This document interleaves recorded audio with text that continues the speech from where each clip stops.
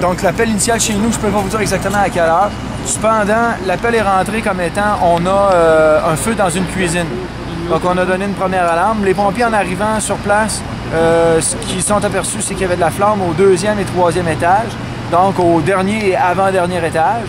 Et ils ont découvert que il y a un petit passage entre les deux bâtiments. Ils ont découvert qu'il y avait une personne ensanglantée dans une fenêtre. Donc on était en situation de sauvetage. Ils ont amené une échelle Bangor, donc une échelle manuelle, par la fenêtre et on a sorti cette personne-là par la fenêtre.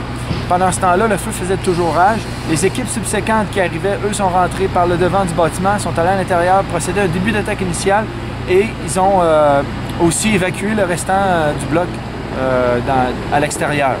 La problématique auquel on a fait face, c'est que les gens parlaient une autre langue que le français, donc la communication était difficile. Même en arrivant, là, il y a beaucoup de gens qui essayaient de transmettre de l'information aux pompiers pour nous donner de l'information. Cependant, étant donné qu'ils parlaient une autre langue, les pompiers ne les comprenaient pas. Fait que ça a été difficile au début, c'était un bon défi pour nous autres, c'était quelque chose d'inhabituel. Parfait. Concernant le code rouge qu'il y a eu, est-ce que vous pouvez nous dire un petit peu plus c'est quoi?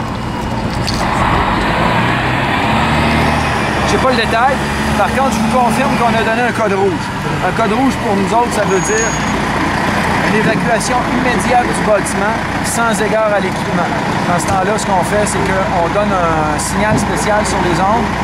On actionne toutes les sirènes de sorte que si les radios ne fonctionnent pas chez un pompier, au moins ici, on est dans l'évacuation majeure, ils vont sortir. On a fait un dénombrement complet de notre personnel et tout notre personnel est sorti. Puis là, on recommence les opérations d'attaque initiale. Là, donc, on va rentrer à l'intérieur du bâtiment avec des lances puis on va faire l'attaque. Parfait, un gros merci Simon. Ça fait plaisir. Merci infiniment, monsieur. OK, bye bye. Bye.